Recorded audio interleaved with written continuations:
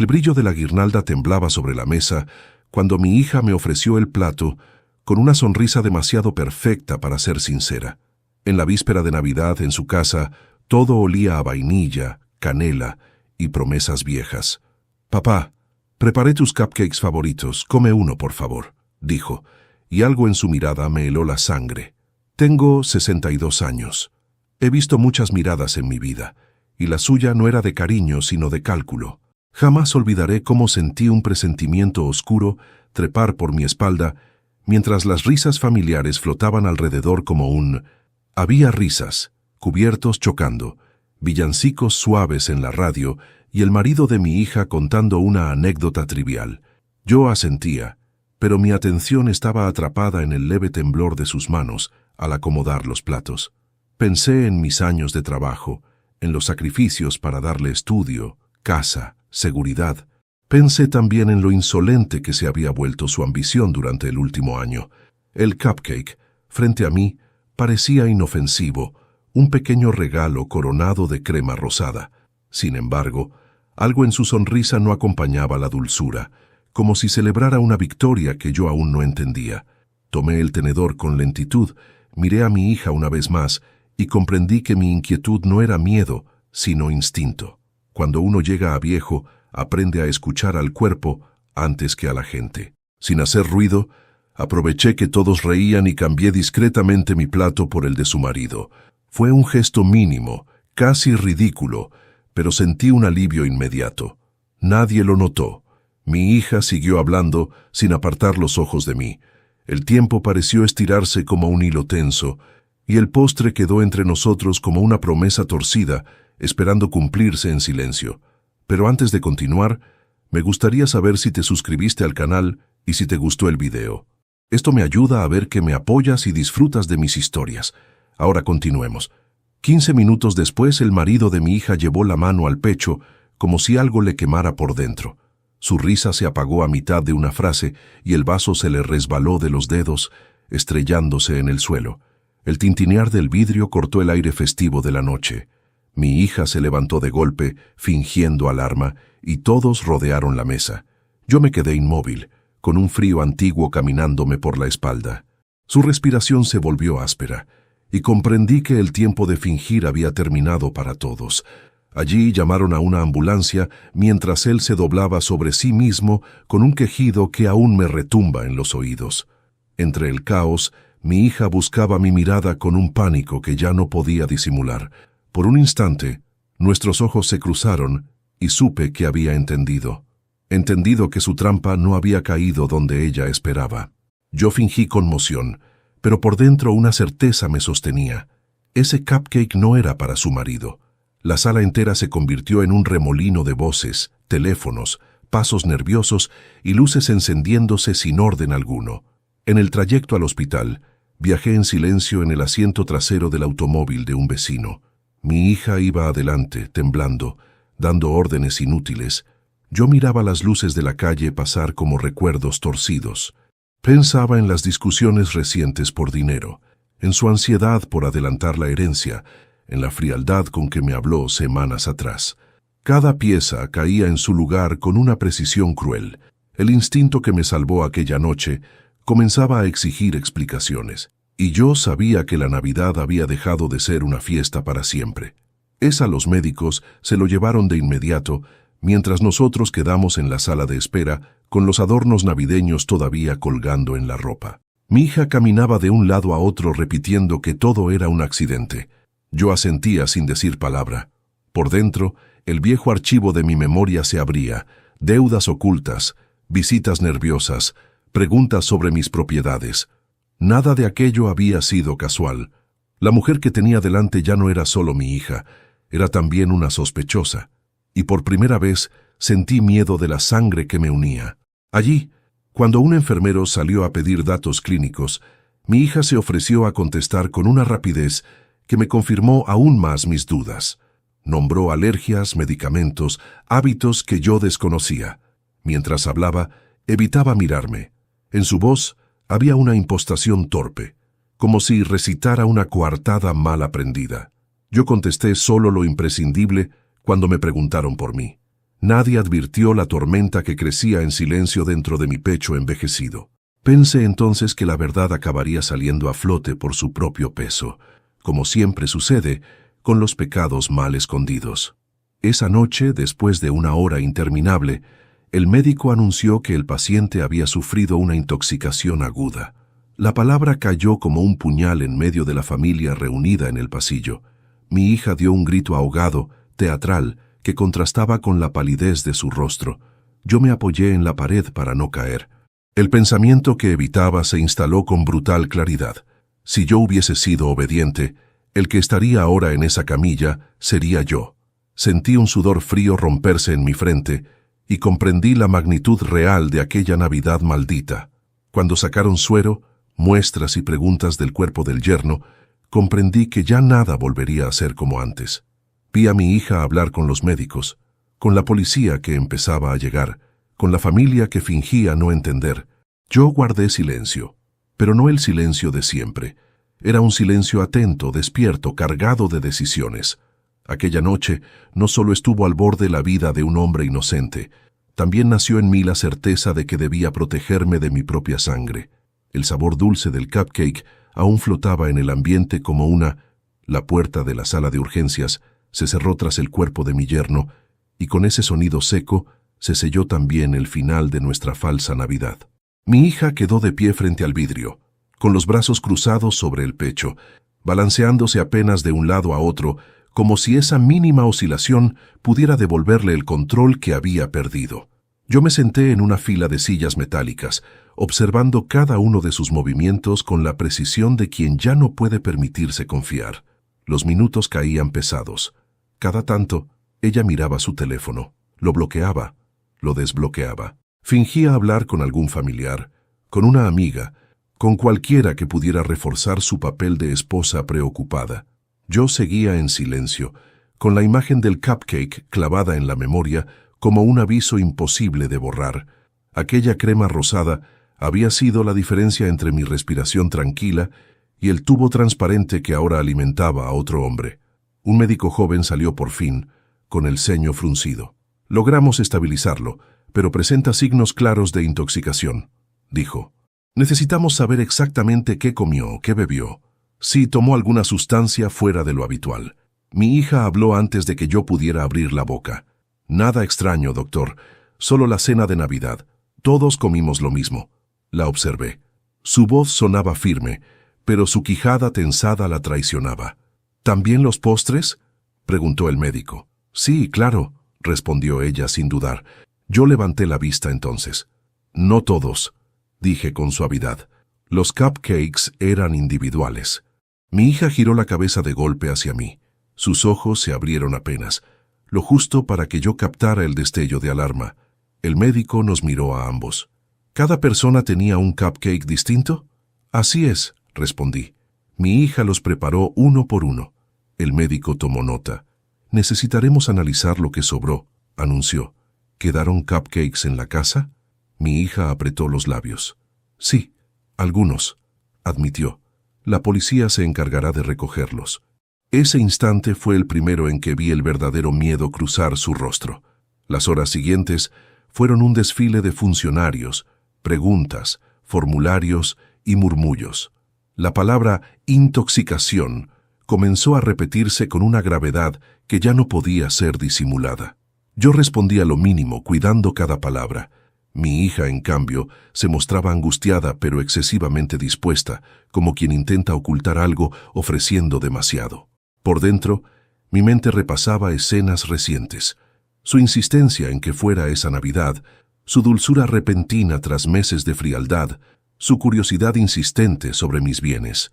Todo aquello que yo había querido interpretar como reconciliación, ahora se revelaba como una estrategia. Cerca del amanecer, un policía se acercó a nosotros. Necesitaremos que ambos nos acompañen a declarar de manera formal, dijo con tono neutro. Mi hija asintió de inmediato. Por supuesto, contestó. Todo lo que sea necesario. Yo también asentí, pero no miré a mi hija. En aquel silencio compartido ya no había alianza, solo una verdad que empezaba a abrirse paso. En la comisaría, las luces blancas de la sala de interrogatorios Me hicieron sentir más viejo que nunca. Me ofrecieron agua, la acepté. Mi hija fue llevada a otra habitación. No la vi durante horas. Mientras tanto, un agente me hacía preguntas. ¿Qué habíamos comido? ¿Quién había preparado qué? ¿Qué relación tenía con mi yerno? Si había conflictos familiares. Contesté con calma. No oculté las tensiones recientes. No mencioné aún mis sospechas directas. Sabía que cada cosa debe decirse en su tiempo para no morir antes de nacer. Cuando terminé, me dejaron solo un rato en una sala pequeña. Allí, por primera vez desde la cena, me permití temblar. No por miedo a la ley, sino por la certeza de haber estado a un paso de morir por la mano de quien yo había criado con tanto amor. A media mañana, el médico volvió a aparecer con más información. La sustancia encontrada en la sangre de mi yerno no era habitual. Era un químico de uso industrial que en dosis pequeñas podía causar intoxicación severa y en dosis mayores la muerte. Todos los presentes guardaron silencio. Mi hija ya no fingió desmayo al escuchar aquello. Se quedó rígida, con la espalda recta como si un hilo invisible la sostuviera. El pronóstico es reservado, pero estable, añadió el médico. Sentí un alivio contenido. Aquel hombre, al que yo había salvado sin proponérmelo, seguía con vida. Y, sin embargo, su supervivencia no traería paz. Traería preguntas. Esa tarde, los agentes fueron a la casa de mi hija. Recogieron los cupcakes restantes, frascos de la cocina, bolsas de basura. Yo permanecí en la sala del hospital solo, mirando pasar las camillas. Pensaba en cómo un gesto pequeño había cambiado el rumbo de tantas vidas. Un cambio de plato, un acto casi insignificante, y sin embargo, tan decisivo como un disparo. Cuando por fin pude ver a mi yerno por unos segundos, estaba pálido, conectado a cables, con los ojos cansados abiertos apenas. Me acerqué con cuidado. «Javier», murmuró con dificultad. El sabor era raro. «¿Qué sabor?», pregunté. «Amargo, detrás del dulce». Asentí sin decir más. Aquella sola frase me bastó como confirmación íntima. Esa noche regresé a mi casa por primera vez desde la cena. Todo estaba exactamente igual que cuando salí. La mesa puesta, los adornos encendidos, el árbol brillando ingenuamente, junto a una escena de pesebre que ahora me resultaba cruel. Entré despacio, como si no fuera mía esa casa. Apagué las luces una a una. El silencio volvió a ser profundo. Me senté en la cocina, en la misma silla donde había cenado horas antes. Imaginé mis manos tomando aquel cupcake, llevándolo a la boca confiado. Imaginé el ardor subiendo por mi garganta, la asfixia, el suelo acercándose. Sentí un escalofrío recorrerme entero. Por primera vez en muchos años tuve conciencia viva de mi propia mortalidad, y junto a ella, de la fragilidad de los lazos que siempre creí inquebrantables. El teléfono vibró sobre la mesa. Era un mensaje de un número desconocido. Lo abrí. Decía solo: «Los análisis confirman sustancia tóxica en uno de los cupcakes. Investigación en curso». Apoyé el aparato con lentitud. Mi hija había pasado de anfitriona sonriente a posible sospechosa en cuestión de horas, y yo había pasado de padre confiado a testigo silencioso de un intento de asesinato. Miré el árbol de Navidad una última vez antes de subir a mi habitación. La estrella en la punta brillaba con una luz que ahora me parecía ajena, casi burlona. Me acosté vestido, sin desvestirme siquiera, con los ojos abiertos en la penumbra. Supe entonces que lo ocurrido no era un accidente ni un malentendido. Era el primer acto de una verdad monstruosa que recién comenzaba a revelarse. Y yo, a mis 62 años, acababa de descubrir que el mayor peligro no venía de fuera, venía de mi propia sangre. Cuando amaneció aquel día, comprendí que la noche anterior había marcado una línea que ya no podía cruzarse de regreso. Me levanté despacio, con el cuerpo cansado y la mente despierta de un modo cruel. El hospital me había dejado un sabor amargo de cloro y miedo en la boca. Preparé café sin encender la radio. No estaba preparado para oír villancicos después de haber visto a un hombre debatirse entre la vida y la muerte por un pastel. Mientras el agua hervía, mi memoria comenzó a retroceder sola, como si una mano invisible rebobinara mi vida hasta el origen de todo, mi hija. La niña que yo cargaba sobre los hombros cuando aún podía correr sin agitarme, la que me dibujaba corazones torcidos sobre papeles arrugados, la que me prometía que jamás se olvidaría de mí cuando fuera grande. Esa niña había desaparecido hacía años, pero yo me había negado a aceptarlo. Recuerdo el día en que comenzó a cambiar. No fue brusco, no fue evidente. Fue una suma de pequeños gestos, menos llamadas, menos risas, menos interés por mis palabras. Yo justificaba todo con la vida adulta, con el trabajo, con las obligaciones. Me decía que era normal, que así crecen los hijos, pero no era solo crecimiento, era distanciamiento. Con el tiempo, su ambición empezó a mostrar un brillo extraño. Hablaba de dinero con una urgencia que no reconocía en ella, de inversiones, de estatus, de gente importante. Me pedía consejos solo para descartarlos. Yo sonreía, orgulloso de verla caminar sola, sin notar que ya empezaba a empujarme fuera de su camino. Cuando se casó, creí que había encontrado estabilidad. Su marido me pareció un hombre sencillo, trabajador, nunca íntimo conmigo, pero correcto. Sin embargo, a los pocos años comenzaron las tensiones económicas disfrazadas de malos momentos. Cada visita venía acompañada de un pedido, un préstamo, una urgencia. Yo daba sin preguntar, siempre di sin preguntar. Una tarde, hace 2 años, la escuché discutir con su esposo en la cocina. Yo estaba en el comedor fingiendo leer. Ella le gritaba que sin dinero nadie la respetaba, que estaba cansada de depender de otros, que necesitaba asegurarse el futuro. Aquellas palabras se grabaron en mí como una advertencia que no quise leer a tiempo. Después vino la insistencia con mis documentos.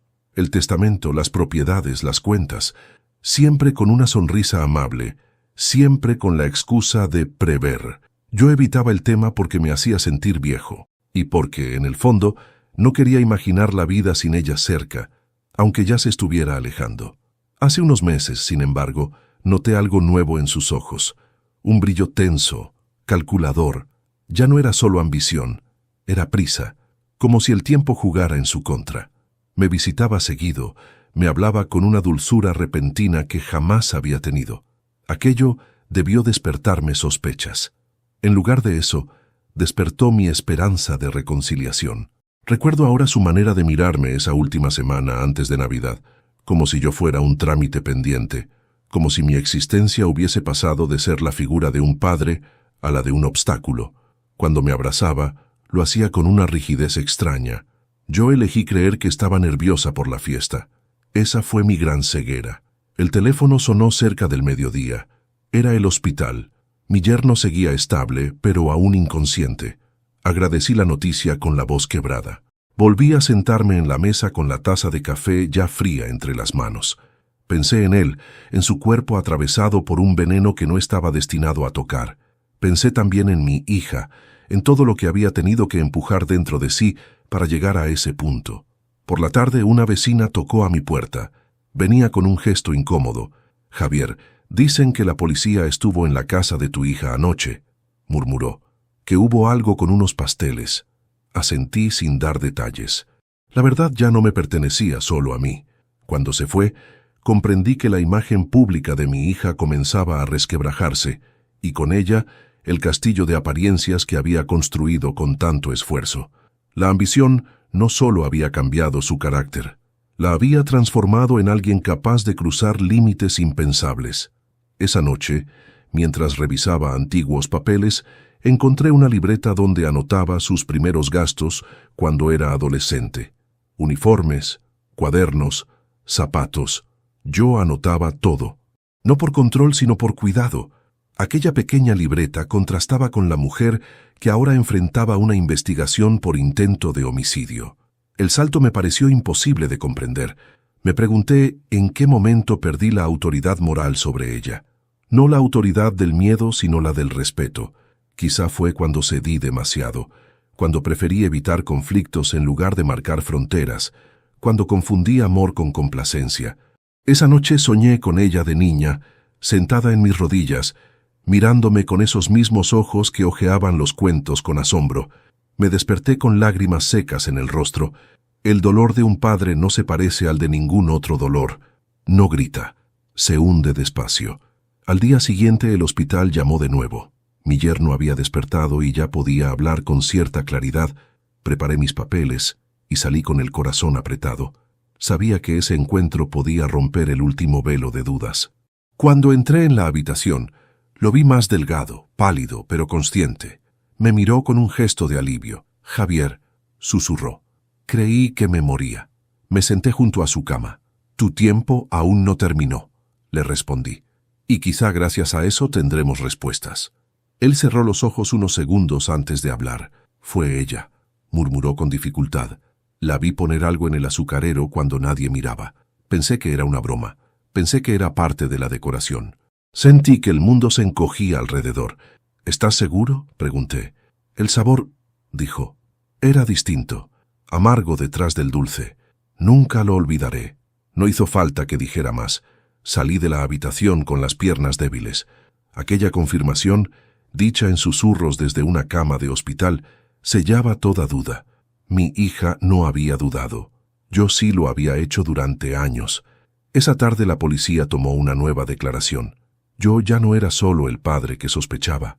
Era el testigo de una verdad sólida y cruel. Al regresar a mi casa, comprendí que la mujer que yo había criado ya no existía, que en su lugar había alguien capaz de mirar a los ojos y sonreír mientras planeaba un final. La idea me revolvió el estómago. Esa noche, frente al espejo, me observé largo rato. Me vi viejo, cansado, herido por dentro, y aún así, una certeza nueva se abría paso entre mis pensamientos. Ya no podía protegerla, ya no debía hacerlo, porque protegerla ahora significaría traicionarme a mí mismo, y porque la última Navidad que pasamos juntos no fue solo una fiesta arruinada, fue el día exacto en que comprendí que había perdido a mi hija mucho antes de casi perder la vida. Regresé a la casa de mi hija la tarde siguiente, cuando supe que ella permanecería todo el día en el hospital acompañando a su marido. La policía ya había pasado varias veces, pero yo necesitaba volver solo, sin preguntas oficiales, sin miradas encima. Necesitaba enfrentar aquel espacio con mis propios ojos. Abrí la puerta con la llave de repuesto que aún conservaba. El olor a limpieza reciente me golpeó de inmediato, demasiado intenso para ser natural. Habían intentado borrar algo. Siempre se limpia con más fuerza cuando se quiere ocultar una culpa. La casa estaba en silencio. El árbol de Navidad seguía encendido. Las luces titilaban como si nada hubiera ocurrido. Esa normalidad forzada me resultó inquietante. Caminé despacio hacia la cocina. El mármol de la encimera estaba impecable. No había migas, ni restos de harina, ni rastros visibles de la preparación de los cupcakes. Demasiada perfección para una noche caótica. Me puse los lentes y comencé a observar con la paciencia que me dieron los años. Abrí los cajones uno por uno, cubiertos, moldes, papel para hornear, todo en su lugar. Luego revisé la alacena. El azúcar estaba en un frasco nuevo, recién llenado. Ese detalle me erizó la piel. Recordé las palabras de mi yerno. La vi poner algo en el azucarero. Tomé el frasco entre las manos. Era pesado, demasiado para su tamaño. Destapé con cuidado. Un leve olor químico, casi imperceptible, se mezclaba con la dulzura del azúcar. Cerré el frasco de inmediato. El corazón me latía con fuerza, pero no era miedo. Era una mezcla de rabia y claridad. Saqué una bolsa de plástico del cajón y deposité el frasco dentro. No sabía exactamente qué hacer con aquello aún, pero sabía que no debía dejarlo allí. Continué revisando. En el fondo del cesto de basura encontré una bolsa cerrada con doble nudo. La abrí con cuidado. Dentro había restos de envoltorios de un frasco pequeño, transparente, sin etiqueta. En el fondo, apenas unas gotas secas de un líquido espeso. Lo guardé todo. Cada objeto era una pieza de un rompecabezas que mi mente ya había comenzado a armar. No estaban allí por casualidad. Mi hija no improvisaba. Siempre fue meticulosa. Lo había preparado todo con antelación. Me senté un momento en la silla de la cocina. Miré el lugar donde horas antes habíamos compartido la cena. La imagen de su sonrisa ofreciéndome el cupcake regresó con una nitidez insoportable. No era una sonrisa de amor, era una sonrisa de certeza, de final anunciado. Un estremecimiento me recorrió entero. Caminé hasta su dormitorio, no por morbo, sino por intuición. En el cajón de la cómoda, entre ropa interior y papeles viejos, encontré una carpeta azul. Dentro había impresiones de mis estados de cuenta bancarios, fotocopias de escrituras, hojas con números subrayados, fechas, cálculos. Me llevé una mano al pecho. Ella llevaba meses revisando mis bienes sin decirme una palabra. Entre esos papeles encontré una hoja doblada con anotaciones a mano. Mi nombre, el valor aproximado de cada propiedad, una suma final escrita en rojo. Debajo una sola palabra: Navidad. Sentí que el aire me faltaba por un instante. No había duda alguna. Guardé la carpeta tal como estaba. Tomé fotografías de cada hoja con mi teléfono. No quería mover nada más de lo necesario. Sabía que la policía ya tenía pruebas, pero también sabía que a veces una verdad debe tener múltiples respaldos para ser creída por completo. Antes de irme, regresé a la cocina. Miré el lugar donde había dejado el frasco del azúcar.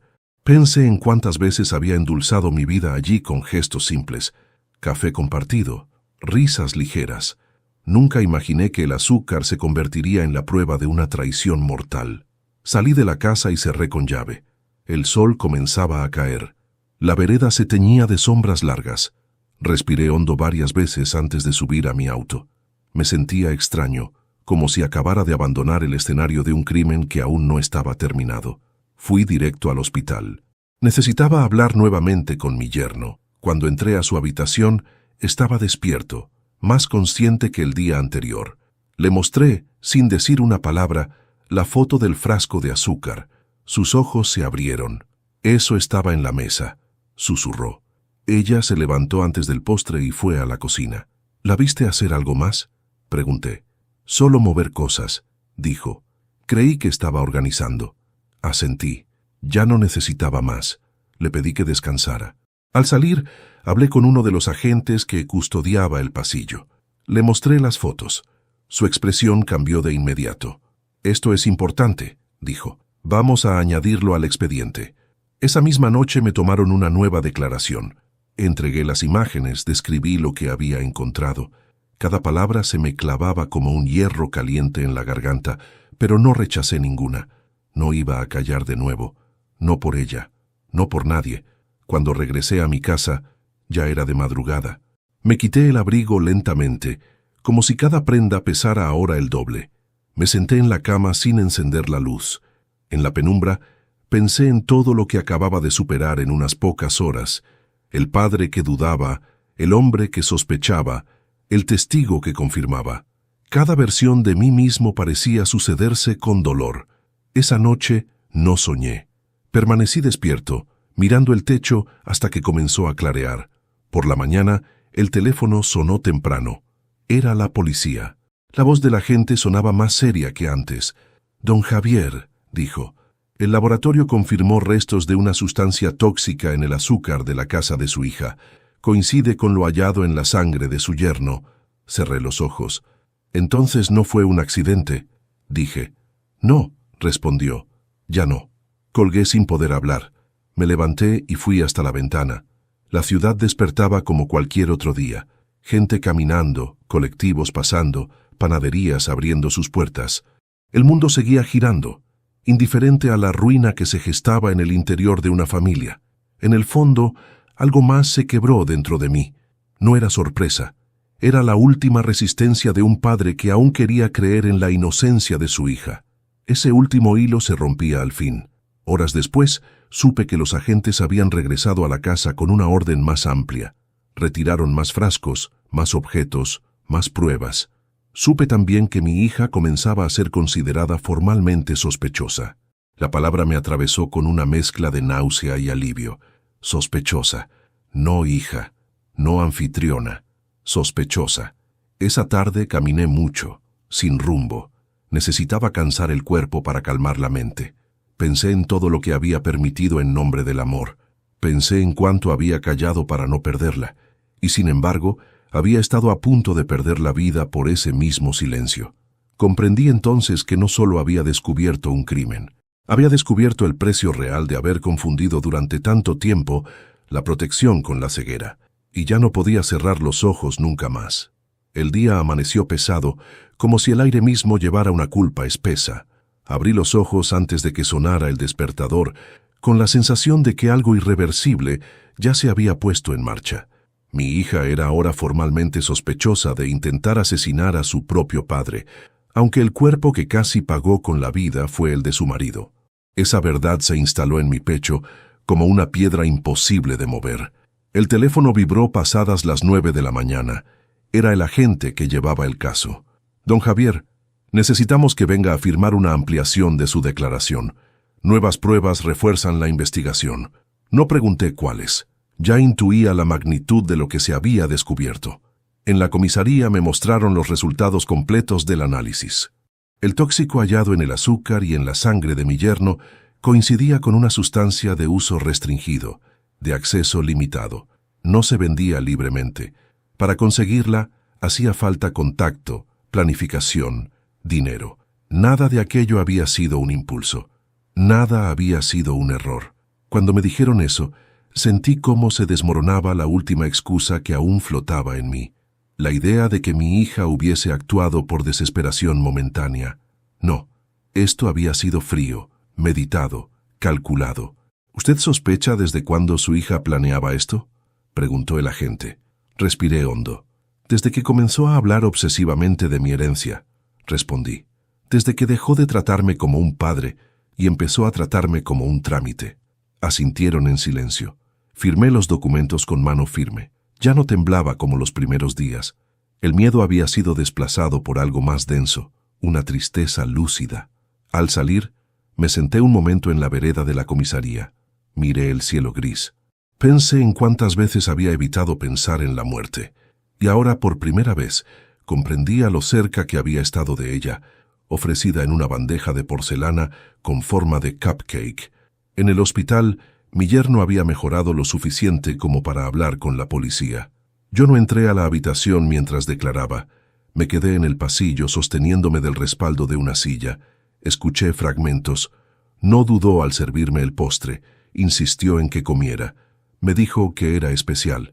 Cada frase era un martillo golpeando un recuerdo reciente. Cuando salió el investigador de la habitación, me miró con gravedad. Su declaración fue clara, dijo. Confirma que su esposa le sirvió intencionadamente ese cupcake. Asentí sin poder hablar. Minutos después el médico me informó que el pronóstico de mi yerno era bueno. No moriría. Aquella noticia, que debía haber sido solo un alivio, llegó acompañada de una conciencia brutal. Su supervivencia convertía el intento de asesinato en un delito plenamente comprobable. Ya no quedaban dudas. Salí del hospital con pasos lentos. Cada persona que cruzaba parecía llevar una vida normal, intacta. Yo, en cambio, caminaba dentro de una historia que ya no tenía retorno. Mi hija no apareció ese día. Su abogado había recomendado silencio. La familia comenzó a dividirse en dos bandos invisibles, los que creían que todo era un malentendido y los que empezaban a comprender la gravedad de lo ocurrido. Yo me mantuve al margen de todos. No buscaba aliados, buscaba sostenerme de pie. Esa noche, al llegar a casa, abrí el cajón donde guardaba mis documentos antiguos. Allí estaba mi testamento original, firmado años atrás, cuando aún creía que la sangre garantizaba lealtad. Lo tomé entre mis manos con una calma amarga. Era el mismo documento que mi hija había estudiado en secreto, el mismo que valoraba con codicia en hojas escondidas. Comprendí entonces algo que me heló la sangre. El envenenamiento no había sido solo un intento de asesinato. Había sido un atajo hacia su herencia. Yo debía morir, rápido, discreto, en medio de una Navidad donde todas las muertes parecen menos sospechosas. Me senté y lloré en silencio. No por mí. Lloré por la hija que yo había creído conocer. Y fue justo entonces cuando tomé la decisión definitiva. Antes de continuar, dime aquí en los comentarios qué te está pareciendo esta historia hasta ahora y qué harías tú en su lugar. No te vayas del video, porque lo que viene a continuación te pondrá la piel de gallina. Al día siguiente llamé a mi abogado antes del desayuno. Le pedí una reunión urgente. Cuando llegó, apenas nos sentamos, fui al punto.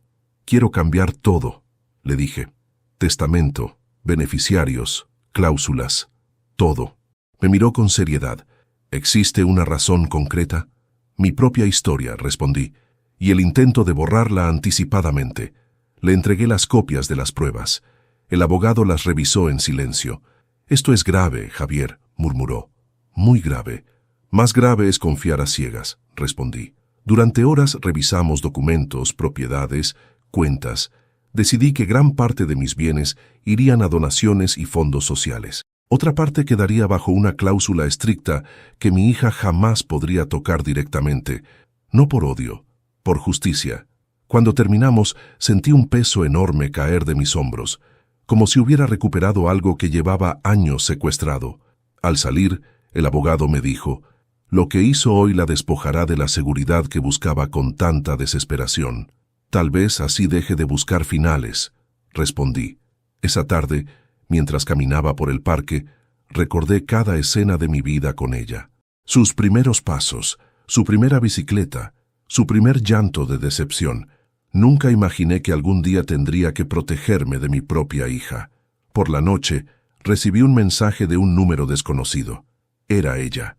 Sé que ya todos lo saben, pero tú y yo aún podemos arreglarlo. Leí esas palabras con lentitud. No respondí de inmediato. Me senté frente al escritorio. Encendí la lámpara. Coloqué frente a mí las copias de los análisis, las fotos del azúcar, las firmas nuevas del abogado. Todo estaba ya fuera de marcha atrás. Le respondí una sola frase. «Ya lo arreglaste todo tú esa noche de Navidad». Minutos después intentó llamarme. No atendí. Aquella noche dormí por primera vez sin pesadillas desde el intento de envenenamiento. No dormí bien, pero dormí sin gritos internos. Algo se estaba ordenando dentro de mí, aunque ese orden viniera acompañado de ruinas.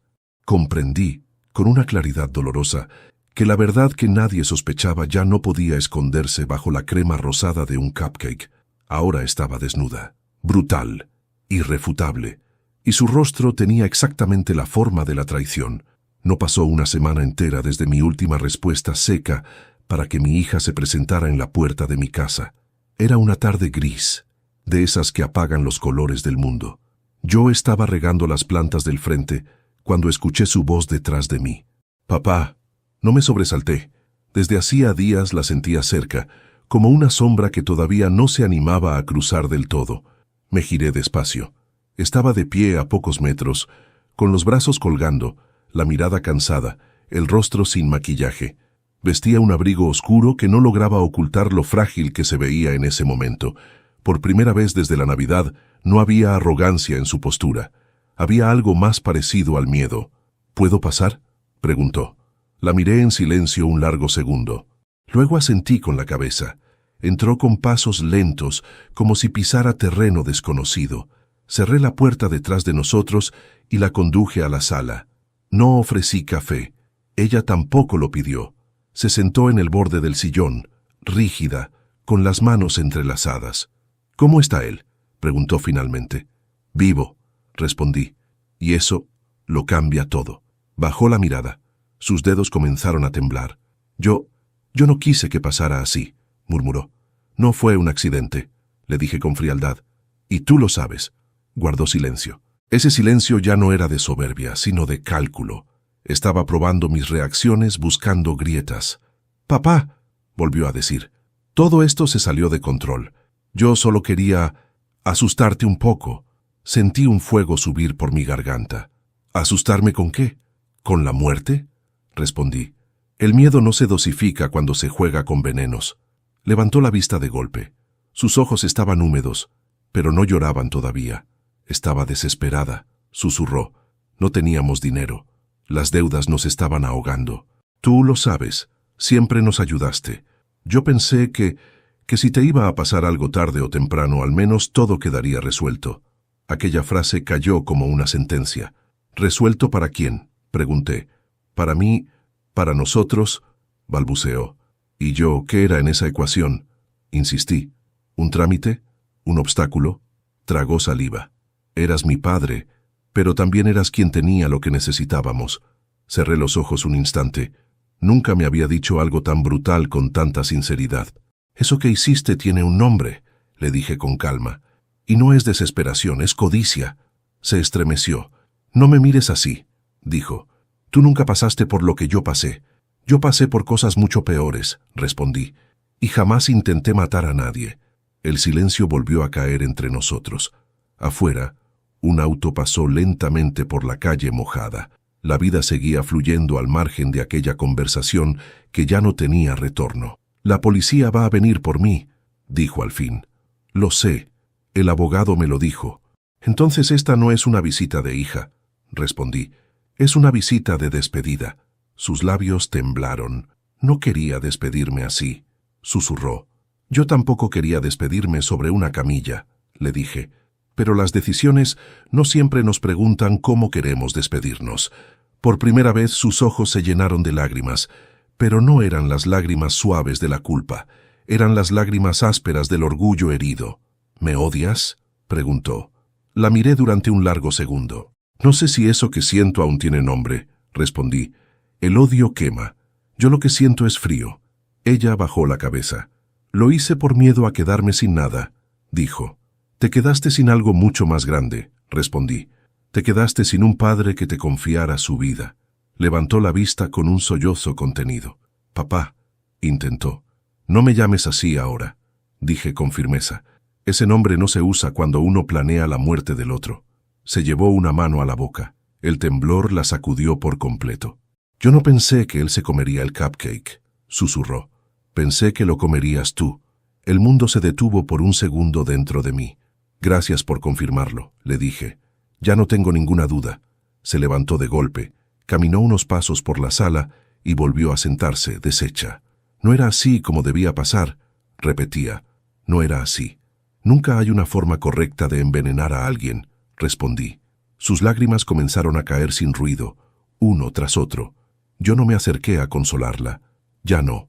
¿Qué vas a hacer conmigo?, preguntó al fin. ¿Vas a entregarme? La miré con una calma que ella no esperaba. Yo ya hice todo lo que debía como ciudadano, como testigo y como hombre, respondí. El resto ya no depende de mí. Pero tú podrías ayudarme, insistió. Podrías decir que exageraste, que dudabas, que fueron nervios. Eso se llama mentir, dije. Y mentí por ti toda mi vida. Se acabó. Se quedó en silencio.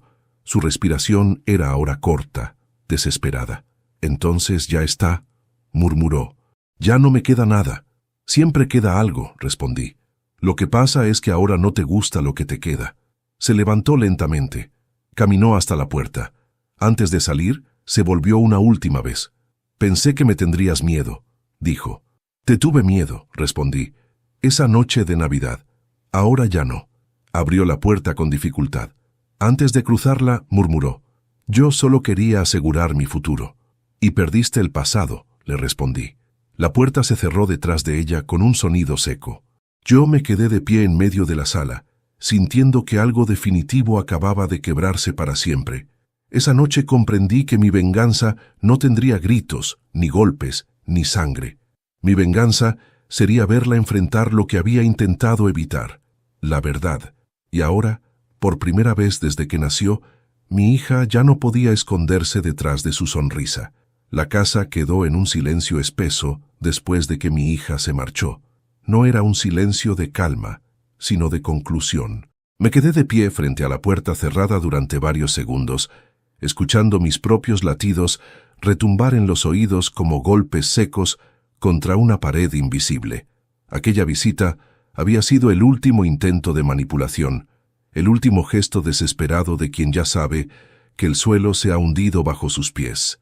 Caminé lentamente hasta el comedor y me senté. El reloj marcaba las 6 de la tarde. Afuera el cielo comenzaba a oscurecer. Encendí la lámpara del escritorio y abrí el cajón donde había guardado días atrás las copias del Nuevo Testamento. Las coloqué frente a mí. El papel crujió bajo mis dedos, como si también comprendiera el peso de lo que significaba. Recordé la cara de mi abogado mientras ordenábamos cada cláusula. No había juicio en su mirada, solo profesionalismo.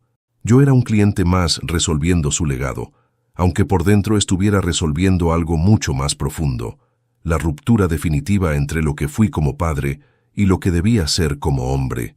Al día siguiente, regresé a su oficina. Firmé nuevamente cada hoja con pulso firme. No hubo arrepentimiento, No hubo titubeos. Cada firma era un cierre, cada rúbrica una frontera.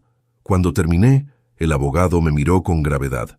A partir de hoy, su hija queda sujeta a una condición estricta, dijo. Solo podría acceder a una parte mínima de sus bienes si un juez determina que no existe responsabilidad penal. Asentí. Y eso no va a ocurrir, dije. Salí de allí con una mezcla de cansancio y alivio. No sentí triunfo. Sentí orden. El mismo tipo de orden que uno siente después de limpiar una herida que llevaba tiempo infectada, aunque el dolor aún palpite. Por la tarde, recibí una llamada de un banco. Solicitudes de movimientos sospechosos en cuentas donde ella ya no figuraba. Intentos de transferencias rechazados. Lo había intentado.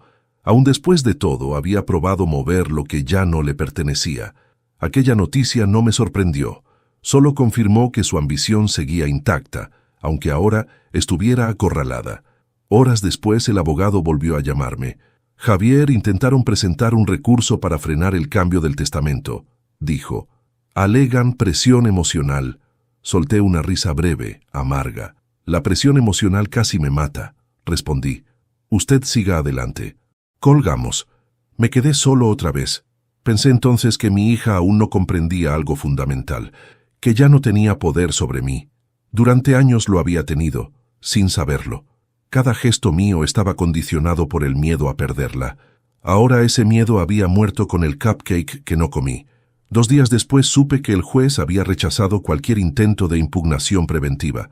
El documento era válido, legal, intocable por ahora. Aquella fue la primera grieta real en la coraza de seguridad que mi hija había intentado forjar con veneno. Aquella noche dormí profundamente por primera vez desde Navidad, sin sobresaltos, sin pesadillas. Me desperté con una lucidez nueva. Por la mañana, mientras tomaba café en la cocina, escuché un golpe en la puerta. Era un oficial. Venía a notificarme formalmente que mi hija sería citada a declarar nuevamente, ahora bajo una figura más compleja. Intento de homicidio con agravantes. Aquellas palabras dichas con tanta simpleza me sacudieron por dentro. El oficial me miró con respeto. «Usted hizo lo correcto», dijo. Asentí sin responder. La frase no alcanzaba a describir lo que había vivido. Ese mismo día, uno de mis cuñados vino a verme. Siempre había sido un hombre tibio, de esos que prefieren no tomar partido. «Javier, la familia está muy dividida», dijo. «Algunos creen que deberías ayudarla». Lo miré con serenidad. «Yo ya la ayudé toda mi vida», respondí. «Ahora ella debe enfrentarse a lo que hizo». «Pero sigue siendo tu hija», insistió. «Y yo sigo siendo el hombre al que intentó matar», respondí. No dijo nada más. Bajó la mirada. Se fue sin despedirse. Comprendí entonces que no solo perdía a mi hija, perdía también ilusiones antiguas sobre la familia como refugio incondicional. A veces, la familia también hiere con más precisión que nadie. Esa tarde, mientras ordenaba el altillo, encontré una caja vieja con fotografías. La abrí. Allí estaba ella, pequeña, con un vestido blanco, sentada sobre mis rodillas en su primer cumpleaños. Yo sonreía ancho. Me observé desde el pasado con ternura y tristeza. Le hablé en voz baja a aquel hombre de la foto. «No sabías lo que venía, pero amaste como pudiste». Volví a guardar la caja. No la rompí. No la tiré. Mi historia no debía ser negada, solo colocada en su lugar justo. Horas más tarde, sonó el teléfono. Era un número que conocía demasiado bien. No atendí de inmediato. Lo dejé sonar hasta que se cortó. Al poco rato llegó el mensaje. Me dijeron que ya no tengo nada, que todo cambió. Necesito verte. No respondí. Apagué el teléfono. Esa noche, desde mi ventana, vi pasar un auto lentamente frente a mi casa. No distinguí quién iba dentro. No necesitaba hacerlo para saberlo. La sombra de mi hija aún rondaba, buscando una rendija para entrar. Pero la casa ya no tenía rendijas abiertas para ella. Al día siguiente, la prensa local comenzó a insinuar el caso. Una mujer investigada por envenenamiento en una cena navideña. Los detalles eran escasos, pero el rumor crecía. Yo no leía los diarios. No quería conocer la versión distorsionada de mi propia tragedia. A media mañana, el abogado me llamó con un tono distinto. Javier, dijo, existe un documento que su hija no sabía que usted había firmado hace años. ¿Cuál?, pregunté. Un poder preventivo de administración, activado automáticamente si usted era considerado incapaz o fallecido, explicó. Ella pensaba que ese poder entraría en vigencia con su muerte, pero ese poder quedó anulado ayer con el Nuevo Testamento. Sentí una oleada de frío. ¿Eso significa que ella ya no tiene acceso a nada?, pregunté. Exactamente, respondió. Nada inmediato, nada indirecto, nada oculto. Colgué lentamente. Aquello era el golpe final que ella no había previsto. Todo su plan se sostenía en ese poder. Ese documento era la puerta por la que ella creía que entraría al final de su jugada. Pero esa puerta ya no existía. Por primera vez desde Navidad, sentí algo parecido a una justicia silenciosa acomodando piezas. Esa tarde recibí otro mensaje suyo. Solo una palabra. Arruinaste mi vida. Lo leí con calma. Pensé la respuesta durante varios minutos. Finalmente escribí. No, tú intentaste quitar la mía. No volvió a escribir. Esa noche comprendí que el documento que ella no vio venir no solo era un papel legal. Era el símbolo de algo más profundo. Yo había dejado de ser el padre que protegía a toda costa, incluso cuando lo estaban traicionando. Ahora era simplemente un hombre que ya no estaba dispuesto a morir por mantener una mentira, y su caída, que hasta entonces era invisible, comenzaba a acelerarse en silencio. El llamado llegó poco después del amanecer. El sonido del teléfono ya no me sobresaltaba como antes, pero seguía trayendo consigo una gravedad que se había vuelto parte de mis días. Era el hospital. El tono de la enfermera era firme, profesional, casi solemne. Su yerno está consciente por completo. La policía ya tomó declaración formal. Necesitan que usted se presente hoy mismo.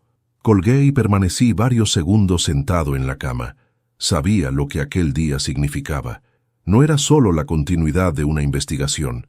Era el momento definitivo en que la verdad dejaría de ser una sospecha para convertirse en un hecho público. Me vestí despacio, como quien se prepara para un funeral que no es ajeno. En el hospital el pasillo estaba más lleno que otras veces.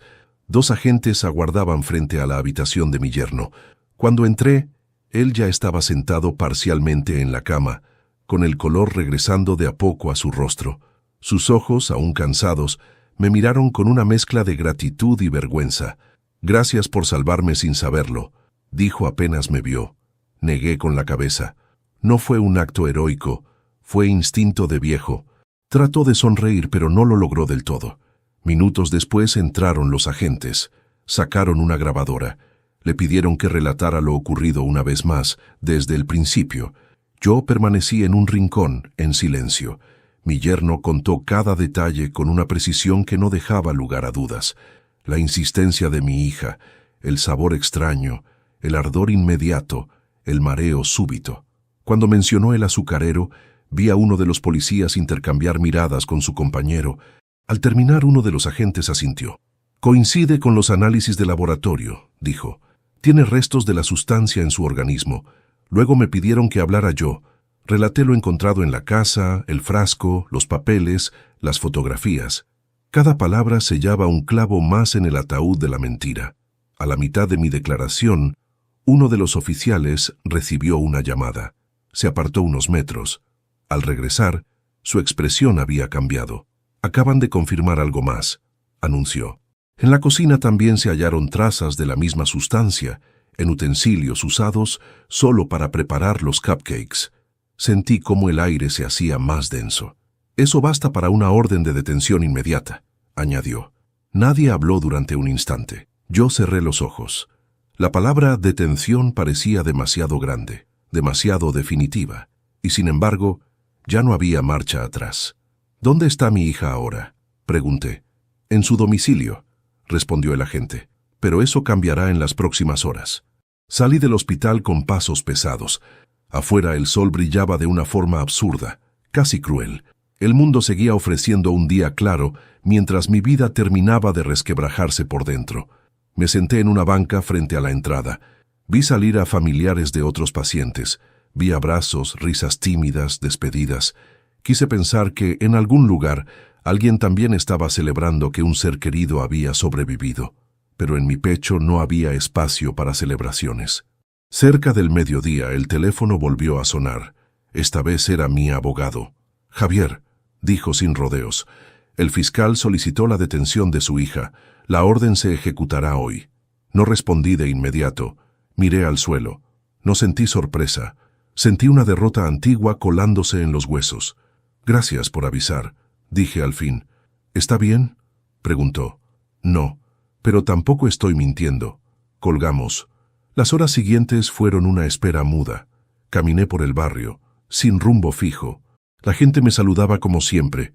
Nadie sabía aún. Y yo cargaba un secreto que pesaba como una piedra mojada. A cada esquina imaginaba el momento en que los agentes tocarían la puerta de mi hija. Imaginaba su expresión al abrir, su voz, su caída. Al caer la tarde, estaba sentado en mi comedor cuando el noticiero interrumpió la programación habitual. «Último momento», anunció la presentadora. Yo levanté la vista de inmediato. Mostraron imágenes borrosas de un operativo policial frente a una casa que reconocí sin esfuerzo. Era la casa de mi hija. No subieron audio, solo imágenes. Vi patrullas, vecinos curiosos, 2 agentes entrando. Minutos después, mi hija salió esposada entre ellos, el rostro cubierto, la cabeza baja, el abrigo oscuro que había llevado el día que vino a verme. Sentí un nudo en la garganta que me dejó sin aire por un instante. La presentadora hablaba de un supuesto intento de envenenamiento ocurrido en una cena navideña. No mencionaban nombres, pero yo sabía que aquel fragmento de realidad ya estaba recorriendo el camino hacia lo irreparable. Apagué el televisor. Me quedé sentado en la penumbra durante largo rato. No lloré, no grité.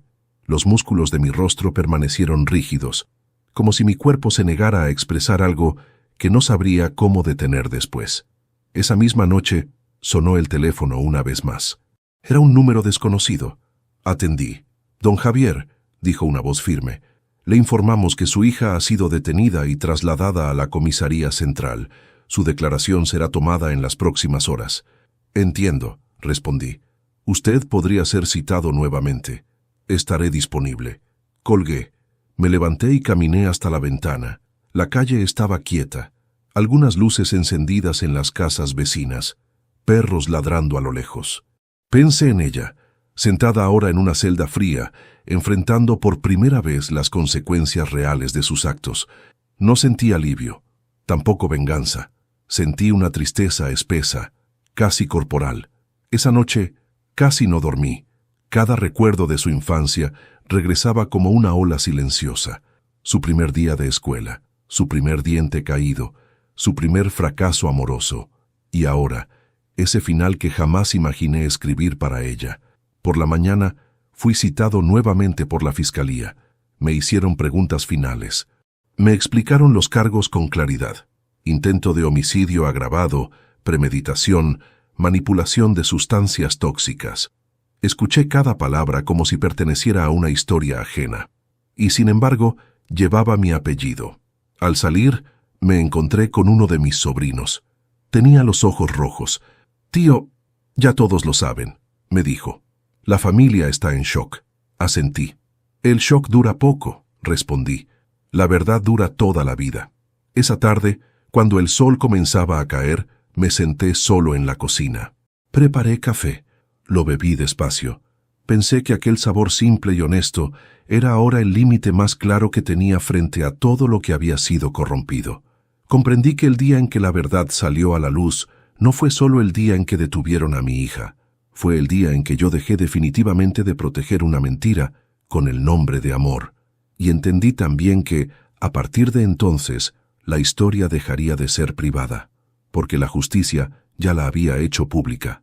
La noche de su detención fue larga, interminable, como si el tiempo se hubiera vuelto espeso, solo para castigarme con cada segundo de conciencia. Yo permanecí en casa, con la luz del comedor encendida, sentado frente a la mesa donde tantas veces compartimos pan, risas y silencios fingidos.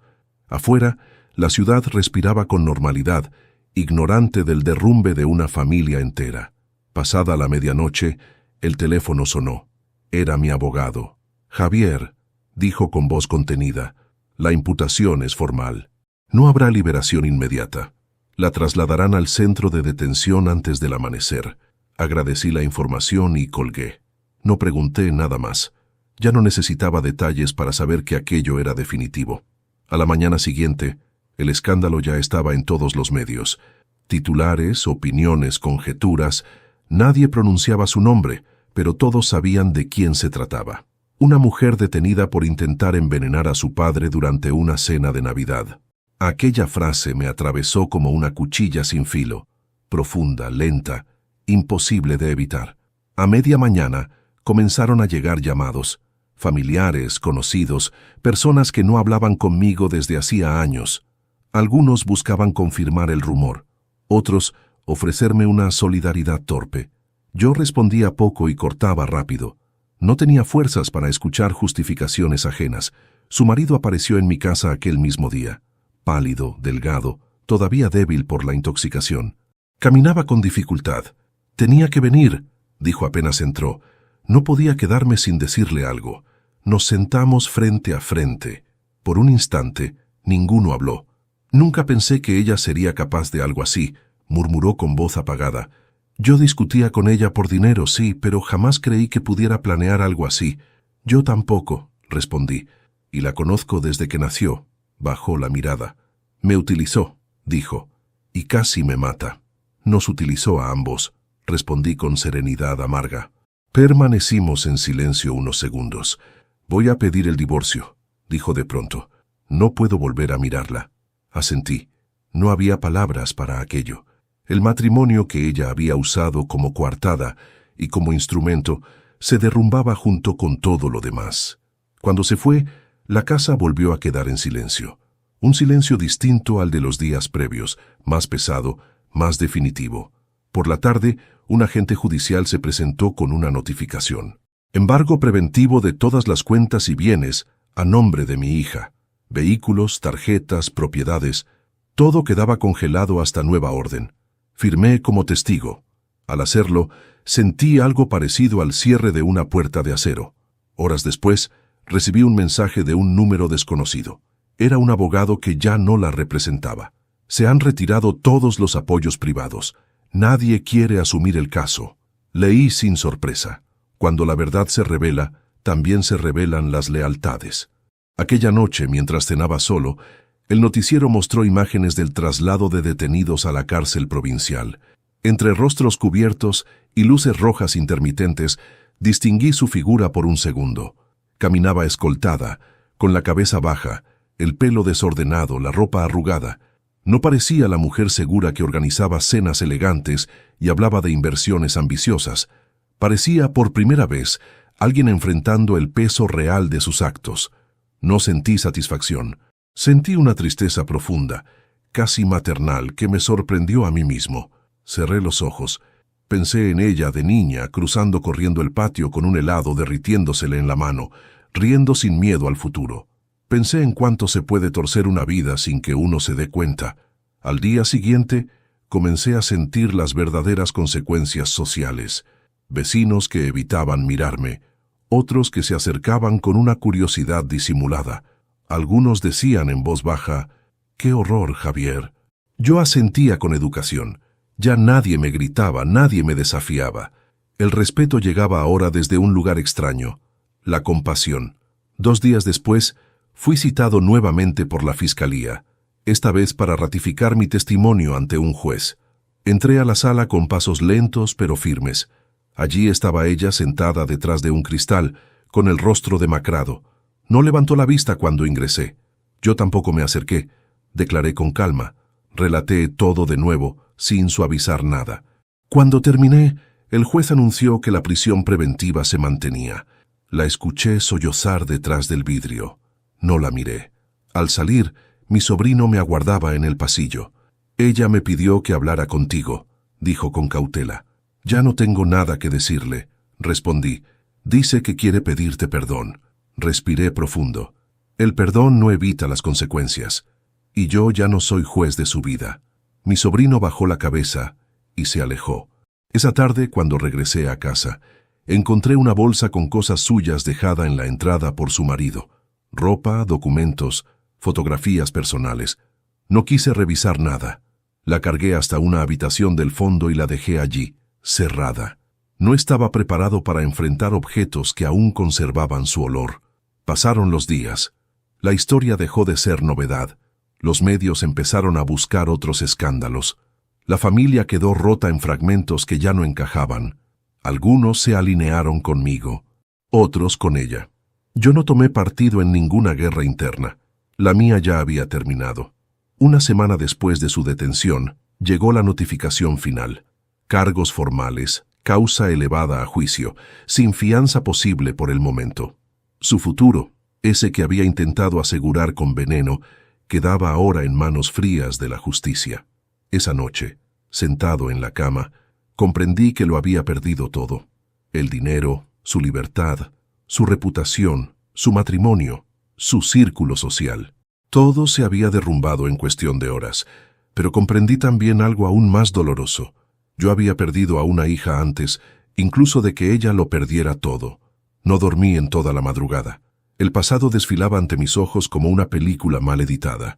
Momentos felices mezclados con señales que nunca quise leer. Me pregunté, como lo hacen todos los padres alguna vez, ¿en qué instante exacto empezamos a perdernos el uno al otro? Al amanecer, me levanté y preparé café. El vapor subía lento de la taza. Miré mis manos temblorosas, no por la edad esta vez, sino por el peso de lo vivido. Comprendí entonces que la caída de mi hija no me había devuelto nada que yo hubiera perdido. No me había devuelto la confianza, no me había devuelto el tiempo, no me había devuelto la tranquilidad.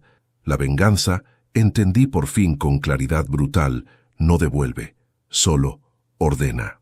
Y aquella noche, mientras ella perdía todo en una celda fría, yo perdía definitivamente la última ilusión de que el amor, por sí solo, siempre es suficiente. El tiempo, después de todo lo ocurrido, empezó a moverse de una manera extraña. Los días ya no pasaban con la ligereza de antes, pero tampoco pesaban como las primeras semanas tras la detención. Era un ritmo nuevo, hecho de silencios largos, de rutinas sobrias y de una calma que no nacía de la felicidad, sino del agotamiento. Yo seguía despertando temprano, preparando café sin azúcar, mirando la calle desde la ventana como si buscara en ella alguna señal de que todo había sido solo una pesadilla. El juicio todavía no comenzaba, pero la fecha ya estaba fijada. Cada mañana arrancaba una hoja del calendario con una mezcla de resignación y expectativa. No por ansiedad, sino porque sabía que aquel día marcaría el cierre definitivo de una herida que ya no sangraba, pero tampoco sanaba. Una tarde recibí la citación oficial para declarar en el juicio. El sobre llegó por correo certificado. Lo abrí con manos firmes, sin el temblor que me acompañó durante tantos meses. Leí mi nombre completo, el número de expediente, la fecha, todo escrito con una frialdad administrativa que contrastaba con la historia que cargaban esas palabras. Guardé la citación en el cajón del escritorio. Ya no necesitaba repasarla una y otra vez. Sabía exactamente lo que debía decir. No por preparación legal, sino porque la verdad ya estaba ordenada dentro de mí. Días después, fui nuevamente al hospital a visitar a mi exyerno. Ya caminaba por sí mismo.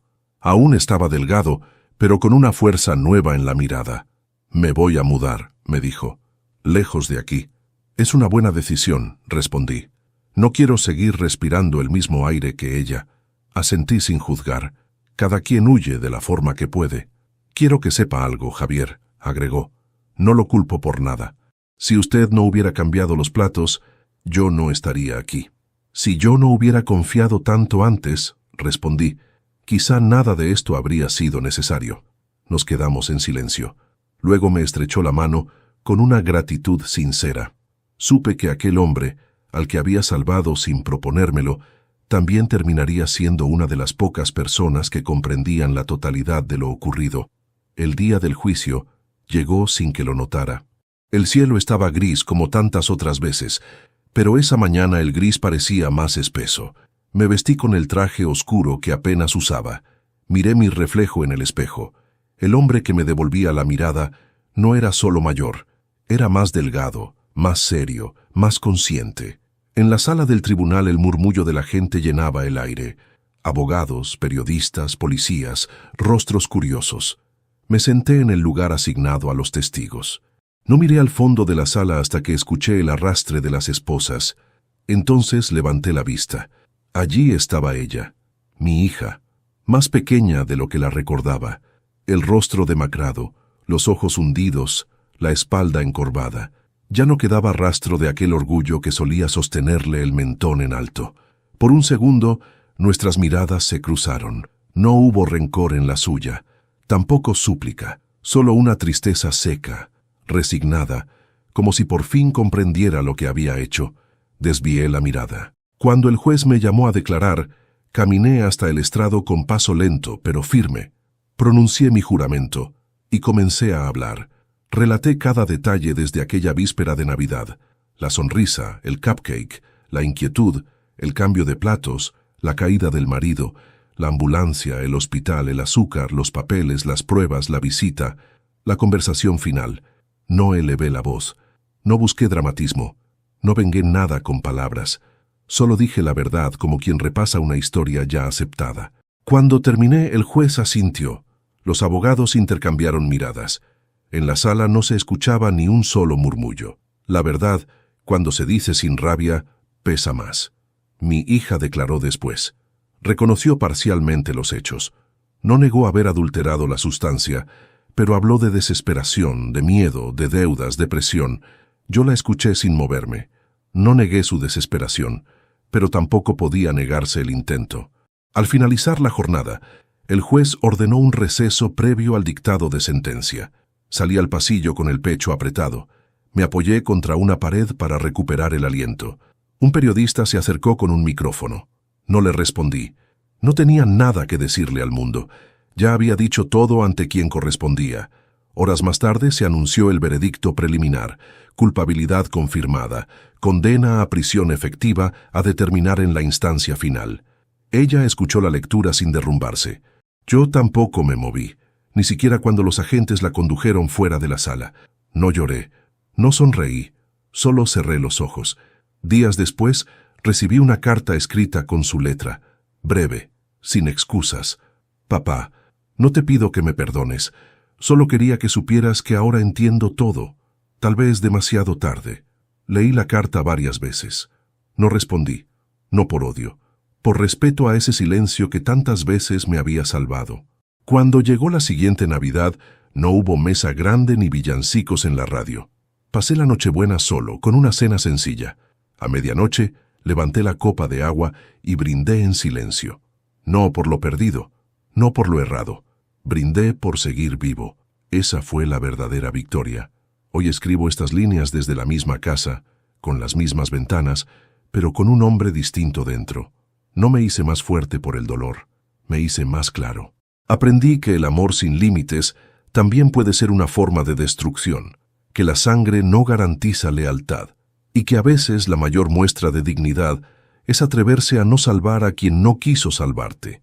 La Navidad ya nunca será igual para mí. Cada diciembre volverá aquella sonrisa en mi memoria, el cupcake, el plato cambiado, el destino torcido en un gesto mínimo, pero también volverá algo más.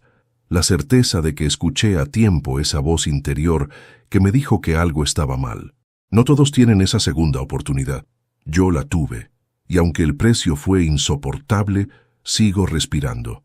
Camino, duermo, miro el cielo, a veces con tristeza, a veces con una paz que no sabía que existía.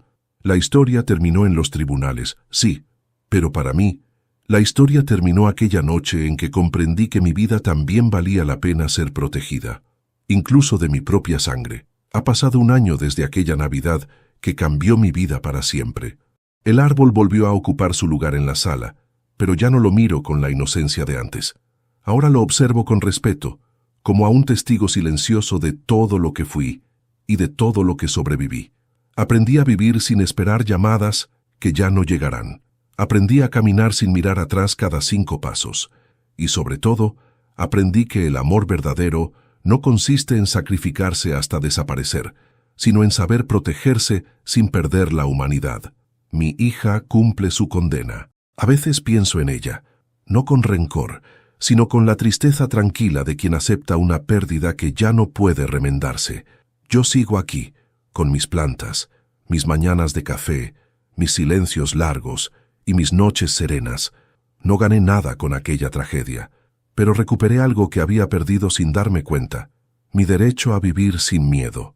Soy Javier, y esta fue mi historia. Suscríbete al canal para que sigas escuchando historias reales que estremecen, enseñan y dejan huella. Dale me gusta a este video si esta historia te tocó el corazón. Déjanos en los comentarios qué te pareció esta historia, qué habrías hecho tú en mi lugar y desde qué ciudad nos ves. Gracias por acompañarme hasta el final. Tu apoyo hace que estas historias sigan siendo contadas.